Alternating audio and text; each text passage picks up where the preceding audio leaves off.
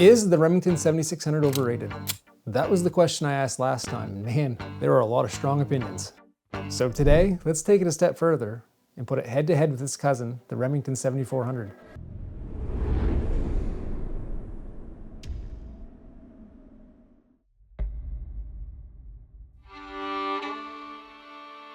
So the question was, is the Remington 7600 overrated? And there were a lot of strong opinions.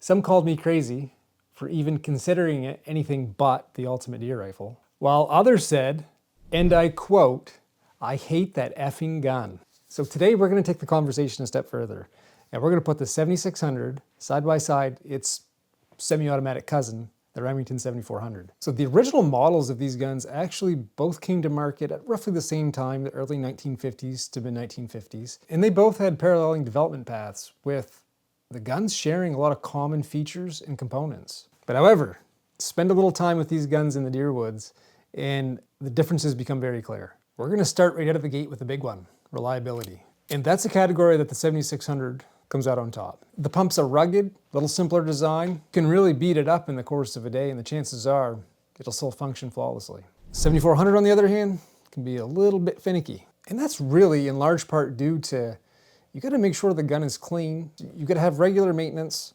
regular cleaning, and you have to find the right ammo for the gun. So the key with the 7400 is it's good if it's cared for, but it's not as forgiving as the pump. For that reason, under reliability, we're going to give a point to the pump. The 7600 is a little closer to a bolt in precision, and most hunters have no problem holding a pretty tight group at typical deer hunting ranges. But let's not jump the gun on the 7400. It's not an inaccurate gun by any means. In fact, a lot of them with the right ammo can be pretty darn accurate. But between the type of action and wear over time, those groups can start to open up a little more so than the 7600. So for that, we're going to give another point to the pump.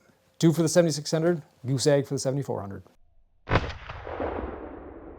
Fast follow-up shots. That's where the 7400 shines. You combine that with the reduced recoil that allows you to stay on target a lot better. On the flip side, the 7600 is not slow by any means, but you still have to work that action. And the recoil is much more jarring. So the 7400 gets a point in this category. The 7400 is much smoother to shoot. That semi-automatic action really eats up a lot of recoil. Additionally, postural handling is much better with the 7400. So think about if you're in the prone position or if you're leaning on a tree. If you're trying to run a pump from the prone position, once you fire that first shot, the same thing if you're leaning against a tree, you have to change positions in order to rack in another round with the pump. Whereas the 7400, it's just pull away. Some people will say the 7600 points a little more naturally. I think that might be up for debate. Probably has to do with a little more with personal preference and past experience. But I will say the 7600 has an edge on balance. And what I mean by balance is particularly if you're carrying the gun all day down by your side, the balance point of the gun is in a very comfortable spot. Plus it's a little bit lighter of a gun. So ergonomics and handling is kind of a win-win for both guns. We'll call it a draw. They both get a point. So what are we at? 2 points for the 7400 and 3 for the 7600. She's tight. For me, the 7600 leaves a little bit more to be desired of as far as build quality, aesthetics, and price. One of my biggest pet peeves with the 7600 is even new out of the box, that fore end has more play in it than I care for. It just has some slop to it, which feels a bit cheesy to me. And trust me, by no means is the 7600 ugly. I caught a little heat for that in the last video, where I said it wasn't as aesthetically pleasing as it could be. I didn't say it was ugly. I think it's a nice looking gun, and to me it looks like a deer rifle, and it's kind of what I think of when I think of deer hunting. But in my opinion, the 7400 has much better lines than the 7600, and it just comes from the way the foregrip is designed. I just don't think it looks as sleek as the 7400. And as far as price is concerned, man, with such a following that the 7600s have these days, it's almost like a cult following. And I mean, they're getting prices $2 grand, $2,500 and up. That's a tough pill to swallow on a commercially produced gun that's only available used. And for me, price, I know there's some high price 7400s, but they're nowhere near consistently as high priced as the 7600s. You can find a lot of 7400s for under $1,000. But the big kicker with the 7400 is it gets such a bad rap. It's not hard to find people that, for maybe lack of maintenance or the wrong bullet choice, are just fed up with their 7400. And if you look hard enough and do your work, you can find one at a reasonable price, and you get a perfectly working gun for pennies on the dollar compared to a 7600. So for that, I'm giving a point to the 7400. So we're tied neck and neck. You know, as far as the general public's concerned and what you read about, at least here in the Northeast United States, where deer tracking is a big thing, there's no doubt that the Remington 7600 gets labeled as like the best deer tracker's rifle, hands down. I think that's a pretty ubiquitous thought in the Northeast. But after that side-by-side comparison, let's revisit my initial question. Is the 7600 overrated? Is it an overhyped relic? And to answer that, we're gonna start with a story. I shot my first big buck deer tracking when I was 15 with my father. And I shot that buck with a Winchester Model 94 30-30 that was handed down from my great uncle. I harvested my first deer with that gun.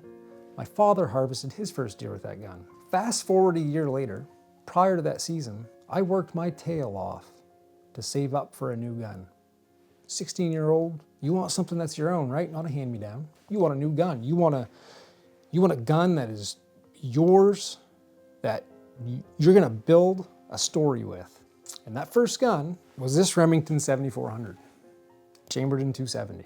Now this gun gets a lot of grief, but I saw my father coming home from deer camp when I was too young to go with big bucks on the back of the truck that he shot with his 7400. And to me, as a little kid, you look at that gun, and to me, that's what I envisioned as a good deer hunting rifle. That's what I saw my father use. I liked how the gun looked. It just sat well with me. So when I was in the market, and my father had said they had a pump there, and they had some bolts, and he was like, "Are you sure you want a 7400? And I'm like, "I don't like how the pumps look. I don't like how any of the other ones look."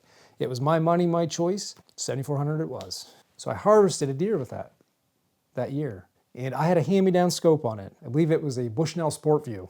Super cheap scope, right? I could afford the gun. I was gonna have to work a whole nother year to buy that scope. This gun has now harvested every deer but the first deer I shot. It's been with me every season in the Maine deer woods. I know this gun inside and out.